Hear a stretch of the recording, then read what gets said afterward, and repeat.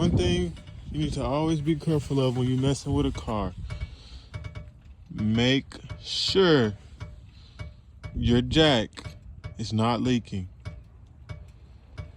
Y'all hear that? That's my car slowly going down.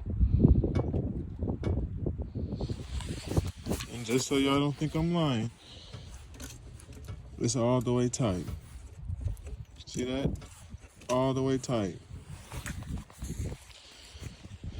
That jack is leaking, and my car is literally falling as we speak, as I speak per se. Make sure you always put jack stands under your car, or this can happen if you have a bad jack. A jack can hold it, but that's not good practice. My car's all the way down now.